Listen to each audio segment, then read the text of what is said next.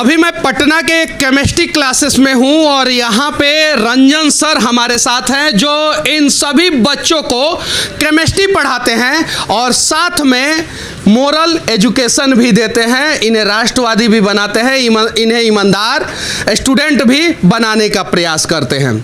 Sir, सबसे पहले सच तक न्यूज़ में आपका स्वागत है। धन्यवाद मनीष जी। भविष्य में अगर हम कुछ बच्चे को भेजेंगे आपके पास टोटली फ्री पढ़ाने के लिए, कुछ बच्चों को, अगर वो टैलेंटेड हो, अगर वो गरीब परिवार से हो, तो क्या आप पढ़ा सकते हैं? देखिए, ये बोलने की बात नहीं होती, हम बच्चों से ज़्यादा बहुत कम ही ये शेयर करते हैं, लेकिन आपको सोच के और सुन के ताज्जुब होगा कि हमारे हर बैच में कम से कम 3 से 4 बच्चे ऐसे होते हैं जो फ्री ऑफ कॉस्ट पढ़ते हैं। बहुत सारे आसपास के जो बच्चे हमारे पास हैं, जैसे आप जाएंगे इस गली में भी है जो सब्जी वाले लोग हैं या और लोग हैं जो हमारे नज़र में दिखते हैं कि हाँ इनको इसकी आवश्यकता ज़्यादा है, तो उनको फ्री ऑफ कॉस्ट पढ़ाया जाता है। ऐसे एग्जाम्पल हर बैच में मिलेंगे। ठीक है, रंजन सर के लिए एक बार आप लोग ताली बजाइए।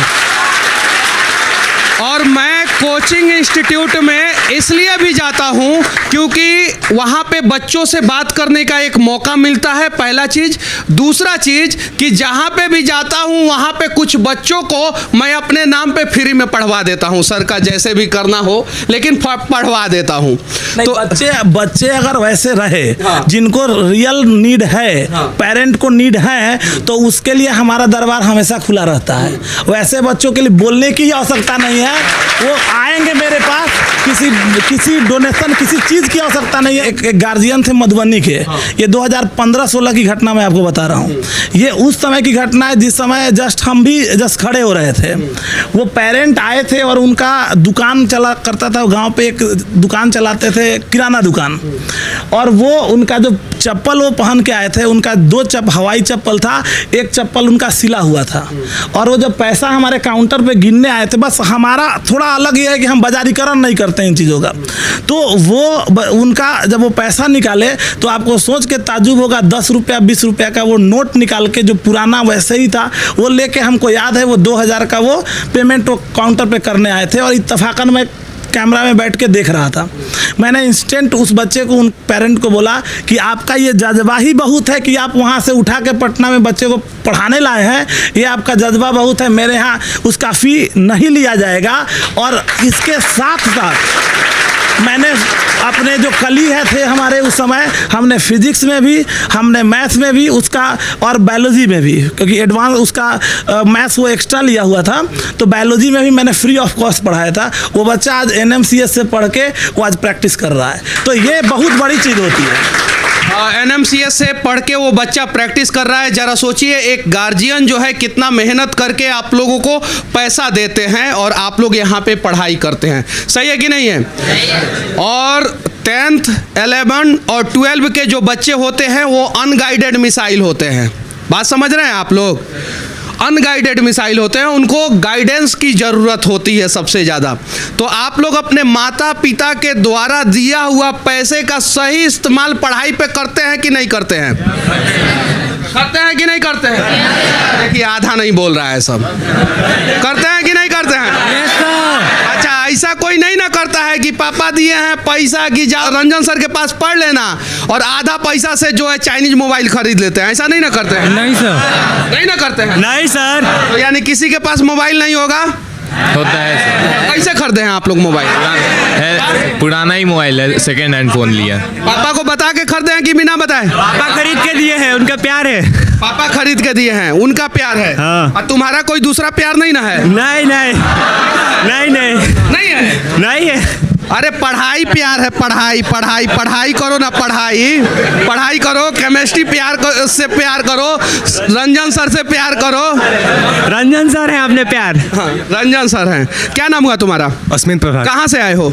जी, हम वेस्ट चंपारण से हैं। वेस्ट चंपारण से। कैसे सर पढ़ाते हैं? सर बहुत अच्छा पढ़ाते हैं, वो चाहे फिजिकल हो, चाहे ऑर्गेनिक केमिस्ट्री हो, चाहे इनऑर्गेनिक केमिस्ट्री हो। सबका जो वे ऑफ टीचिंग है वो बहुत ही अच्छा है। वो हर एक प्रॉब्लम को बहुत अच्छे तरीके से बोर्ड पे समझाते हैं। और हम लोग कितना परसेंट मार्क्स आया था तुम्हारा मैट्रिक में? मैट्रिक में मेरा 85% मार्क्स। तुम तेज ऐसे ही लग रहे हो। क्या नाम हुआ? किशन कुमार, अच्छा किशन, कहाँ से आए हो? वेस्ट चंपारण से। पश्चिम चंपारण से। अच्छा सर के बारे में कैसे पता चला तुमको? सर के बारे में जब हम पढ़ने में आए थे ना तो पूछे थे तो सब रंजन सर का नाम ले रहे थे कि रंजन सर अच्छे पढ़ाते अब हैं। लड़की के पीछे बेंच पे जो लड़का बैठा है उससे हम सवाल पूछेंगे। क्या नाम हुआ तुम्हारा? आदित्य मिश्रा। अच्छा इधर का है बैठे हो लड़की के पीछे? उधर नहीं बैठ सकते तो उधर तो बेंच खाली है। सर ये जो यहाँ से बोर्ड थोड़ा नज़दीक पड़ता है। यहाँ से बोर्ड नजदीक पड़ता है इसलिए बैठे हो। अच्छा तो बोर्ड पे ध्यान रहता है कि कहीं और ध्यान रहता है? बोर्ड पे ध्यान रहता है। बोर्ड पे ध्यान रहता सर पे हाथ रख के क्रिया खाओ कि बोर्ड पे ध्यान रहता है? अगर कहीं और ध्यान जाएगा तुम्हारा तो समझ जाना तुम्हारा बाल झड़ जाएगा। चलिए ठीक है, ध्यान देना है और करियर बनाना है। और जिस दिन हम करियर बना लेंगे ना उसके बाद से हम कुछ भी बना सकते हैं। और साथ में करियर बनाने के बाद बिहार को नहीं भूलना है, नहीं तो यहाँ पे हम बिहार के लोग बिहार में पढ़ते हैं या बाहर पढ़ते हैं, पढ़ाई करने के बाद सफल होने के बाद हम बिहार को भूल जाते हैं। चलिए एक बैक बेंच पे इकलौता एक लड़का बैठा हुआ है। अब देखते हैं ये आइंस्टाइन है, न्यूटन है कि कुछ और है। क्या नाम हुआ तुम्हारा? अरविंद कुमार। अच्छा कहाँ से हो?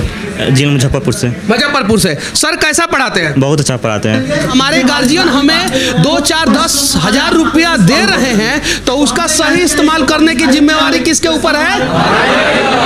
अगर हम उसका सही इस्तेमाल नहीं कर रहे हैं तो धोखा किसको दे रहे हैं? हम अपने आप को। किसको? गार्जियन को नहीं, किसको? अपने आप को। अच्छा, क्या नाम हुआ बाबू आपका? रिद्धि। अच्छा कैसे सर पढ़ाते हैं? सर बहुत अच्छा पढ़ाते हैं। इनका सर के सामने डर तो नहीं ना लग रहा है कि गलत बोल देंगे तो दिक्कत हो जाएगा? एक्चुअली बात ही है कि सर के सामने मतलब डर का कभी माहौल बना ही नहीं। सर फ्रेंडली रहते हैं और मतलब कि कुछ भी फ्रैंकली क्वेश्चन। सामने सर खड़े हैं तो झूठ तो नहीं। बोल ही सकते हैं सर के लिए। न्यूज़ ही सच तक है तो न्यूज़ कैसे झूठ कैसे बोल दें? चलिए ठीक है, ये हमारे लिए बोलिए तो एक बार जो है सच तक के लिए ताली बजा दीजिए लोग। चलिए ठीक है। अच्छा फीस कैसा है इनका? ज़्यादा महंगा है, सस्ता है या बीच बीच में है? कैसा है? क्या पढ़ाई के हिसाब से फीस बहुत कम है। अच्छा दिल पे पत्थर रख के नहीं ना बोल रहा है सब तुम लोग कि सर है सामने तो बोल देते हैं फीस कम है। फीस पीछे भी बोलते हैं फीस बहुत कम है पढ़ाई के हिसाब से। पढ़ाई के हिसाब से फीस बहुत कम है। ठीक है, पढ़ाई के हिसाब से फीस भी कम है और हम भी कुछ बच्चों को भेजेंगे तो सर जो है पढ़ाएंगे। क्या नाम हुआ आपका? आशीष रंजन। अच्छा आशीष जी, क्या बनना चाहते हैं? हम नीट का तैयारी करते हैं। अरे तो तैयारी ना करते हैं, बनना क्या चाहते हैं? डॉक्टर बनना चाहते हैं। डॉक्टर बनना चाहते हैं तो ईमानदार डॉक्टर बनिएगा कि बेईमान? आपके जैसा डॉक्टर बन के बिहार का सेवा करेंगे। जिस तरह आप पत्रकारिता में सेवा कर रहे हैं बिहार का, उसी तरह आपके तरह हम सेवा करना चाहते हैं। चलिए ठीक है। इंजीनियर भी है सब इधर? कौन हो? इंजीनियर भी बनने वाला है? कौन हो? इंजीनियर बनोगे? चलो खड़े हो जाओ। अच्छा इंजीनियर बनने के बाद पुल को हवा में नहीं ना उड़ाओगी? नहीं तो बिहार में बहुत सारे इंजीनियर जो है पुल को हवा में भी उड़ाते हैं। नो सर, वही सब गलती को तो ठीक करना है। वही सब ठीक करना है। चलो ठीक है। और कौन है इंजीनियर बनने वाला इधर? अरे इधर तीनों इंजीनियर है सब। क्या नाम हुआ तुम्हारा? मोहम्मद कैस। अच्छा इंजीनियर बनोगे? जी सर। कौन से डिपार्टमेंट का इंजीनियर बनोगे? सॉफ्टवेयर। सॉफ्टवेयर का। सॉफ्टवेयर डिपार्टमेंट का इंजीनियर बनने के बाद हैक वैक करोगे कि नहीं? नहीं करेंगे। अरे क्यों नहीं करोगे? चाइना का डिफेंस सिस्टम हैक करना होगा तो क्यों नहीं करोगे? जी सर। चलो ठीक है, ये सब तो हो गया, हम लोग जनरल बातें किए। एक बात आप लोग ये बताइए कि पढ़ाई के अलावा यहाँ पे क्या क्या चीजें सिखाया जाता है? क्या? कौन बोली? ये बोली है, देखिए। चलो ठीक है, क्या सिखाया जाता है? ऑनेस्टी। ऑनेस्टी। और घर से क्या सीख के आई हो तुम? मेकअप करना है या नहीं करना है? घर से डिसिप्लिन, ऑनेस्टी। घर से भी सीख के आई और सर भी सिखाते हैं। अब सर से बात करेंगे। ये सारे बच्चे थे और बच्चों ने सर के बारे में बहुत बढ़ा चढ़ा के बोला है कि उतना ही बोला है जितना सही है। अब सर से बात करके पता चलेगा। सर बच्चे बोल रहे हैं फीस आपका बहुत कम है। बच्चे बोल रहे हैं कि ईमानदारी यहाँ पे सिखाई जाती है। ईमानदारी कैसे सिखाते हैं बच्चों को आप? देखिए 2-3 चीज़ें हैं। पहली बात तो ये है जैसा कि आपने बच्चों से पूछा, आप बच्चों से पूछते हैं कि डॉक्टर बनोगे या इंजीनियर बनोगे या जो भी बनोगे, हम इनको यही बात बोलते हैं। अगर बच्चों से हमारे पीछे में भी जाके पूछिएगा तो मैं इनको यही बोलता हूँ कि कोई ज़रूरी नहीं है कि आप अच्छा क्वालिफाई हर जगह पे आप सक्सेसफुल ही रहे जो सोचते हैं। आप एक अच्छा इंसान अगर बन लेंगे और साथ में जो पढ़ रहे हैं उस कंटेंट को सही से अगर पिरो के आप रखते हैं तो आप अपने ज़िंदगी में एक सक्सेसफुल इंसान जरूर बनेंगे। और अगर वो बन गए, अगर ईमानदार आप लोग बन गए तो सक्सेसफुल इंसान 100% बनेंगे, चाहे वो टॉपर हो या बैक बेंचर हो। सही है कि नहीं है? तो हमें जिंदगी में सबसे पहले क्या बनना है? ईमानदार इंसान। अच्छा, ये डिजिटल बोर्ड है? जी डिजिटल बोर्ड। अच्छा, तो इसका इस्तेमाल कैसे किया जाता है? इसका देखिए इस्तेमाल, इसकी भी बड़ी रोचक कहानी है। शुरुआत एक्चुअली होता है ये, इसके पहले जब लॉकडाउन के पहले हम लोग थे तो हम लोग को भी इसकी जानकारी थी नहीं। प्रॉब्लम पीछे जो बच्चे बैठते हैं उनको थोड़ा सा इशू आता था, दिक्कत होता था। वो लाइट देखने में थोड़ा सा परेशानी होता था, तो बच्चे ज़्यादातर कंप्लेन करते थे कि सर थोड़ा सा दिक्कत हो रहा है, देखने में पढ़ने में इशू आ रहा है। तो मैंने पहले पीछे कुछ LED TV लगाया था कि उससे बच्चे देखें। फिर अचानक हमारे एक बहुत शुभचिंतक हैं हमारे, वो आए थे, उनका पहले से क्लासेस चलता है ऑनलाइन मोड में, तो उन्होंने कहा कि नहीं सर ये डिजिटल बोर्ड लगाएंगे तो लाइट अंदर से रिफ्लेक्ट करेगा तो पीछे के बच्चों को दिक्कत नहीं होगा। मतलब इसका नटसेल यही है कि हम आगे के नहीं बैक वेंचर का भी ख्याल रखते हैं। चलिए ठीक है, और इसलिए ये डिजिटल बोर्ड आया। हम इसको लाए हैं, कोरोना का ही ये देन है। कोरोना का देना है ये कोरोना ससुरा बहुत सारे क्लास में डिजिटल बोर्ड लगवा दिया। अच्छा ये बताइए, जब केमिस्ट्री का फॉर्मूला इस पे लिखते हैं तो रिएक्शन नहीं करता है डिजिटल बोर्ड से वो फॉर्मूला? अभी तक तो बचा हुआ है, अभी तक कोई खास उस तरह का प्रॉब्लम नहीं हुआ है। अभी तक किसी डिजिटल बोर्ड में प्रॉब्लम नहीं आया है, ये बात सत्य है। इससे बहुत सारी चीज़ें अच्छी भी हुई हैं। इससे अच्छी चीज़ें ये हुई हैं कि पहला बात, क्लासेस जब हम कर रहे होंगे तो बहुत सारे क्वेश्चंस होते हैं या बहुत सारे थ्योरेटिकल एस्पेक्ट्स होते हैं जिनको डायग्रामेटिकली समझाना है, तो बहुत हद तक वो आसान हो गया है बच्चों के लिए। एक दिन में कितना घंटा पढ़ा देते हैं? घंटा का क्या है, हम तो अगर बच्चे हमारे पास रहे तो 24 घंटा हम पढ़ाते रहे बच्चों को। पढ़ाते कितना घंटा है लगभग? तो समाज सेवा है, समाज सेवा कर रहे हैं। अच्छा, नए बच्चे आपके पास क्यों आएंगे, दूसरे टीचर के पास क्यों नहीं जाएंगे? देखिए ये भी बड़ा इम्पोर्टेंट चीज़ है। आप जब थोड़ा सा फ्लैशबैक में जाएंगे, आप अपने प्रिपरेशन के समय को याद कीजिए। हम अपने प्रिपरेशन के समय को याद करते हैं। वो ज़माना ऐसा था कि उस समय ज़्यादातर टीचर्स 2 से 3 चैप्टर पढ़ाते पढ़ाते सिलेबस को खींच के इतना लंबा कर देते थे कि लास्ट मोमेंट में बच्चे का सिलेबस ही ख़त्म नहीं होता है। 2011 में जब हम इंडिविजुअल सेटअप में आए तो हम लोग कुछ चुनिंदे टीचर में से थे जिन्होंने मार्केट को ये सिखाया कि सिलेबस कैसे ख़त्म किया जाता है।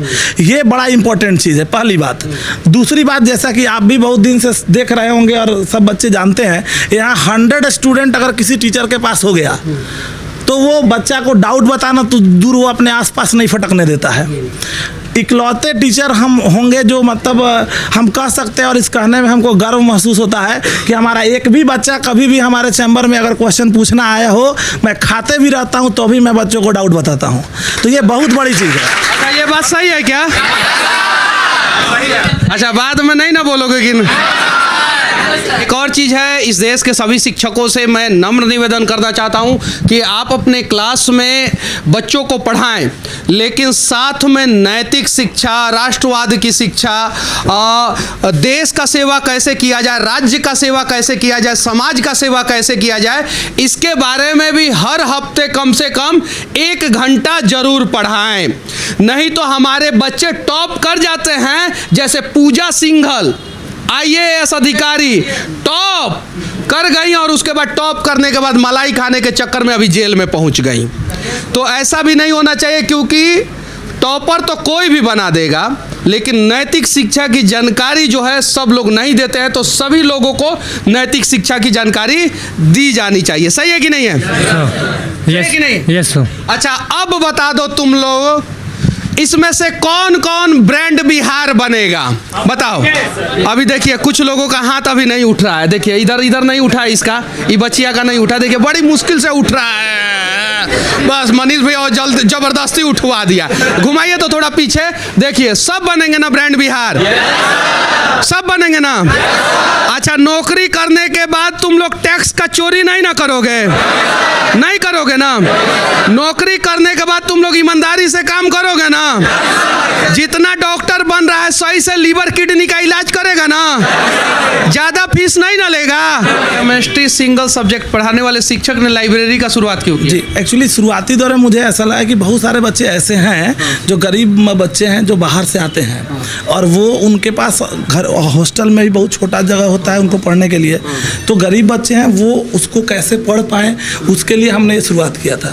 शुरुआती दौर में 10-15 बच्चों का हमने फ्री ऑफ कॉस्ट एक सिस्टम मैंने डेवलप किया था, लेकिन धीरे धीरे जैसे ही बच्चे बढ़ते गए बच्चों का एक ये आता गया और हर सब्जेक्ट के बच्चे, केवल केमिस्ट्री पढ़ने से तो उनका कुछ हो नहीं सकता था, तो एक ही ऑप्शन था कि सारे सब्जेक्ट, हर तरह के सब्जेक्ट्स उनको के बच्चे भी आके हमारे यहाँ इवन कम्पिटिटिव दूसरे भी कम्पिटिटिव एग्जामिनेशंस के जनरल या IAS IPS से भी रिलेटेड जो बच्चे हैं वो बच्चे भी हमारे इस प्लेटफॉर्म पे आके तो कितने बच्चे यहाँ पे पढ़ पाते हैं? लगभग हमारे अभी के डेट में हमारा जो लाइब्रेरी का एकोमोडेशन है वो 150 स्टूडेंट्स का है। मतलब कि इंडिविजुअल 150 स्टूडेंट जो है हर केबिन में बैठ के पढ़ सकते हैं? जी, पढ़ सकते हैं 150 बच्चे। और हाँ, इसके बावजूद भी सारी सुविधाएं यहाँ पे दी गई हैं।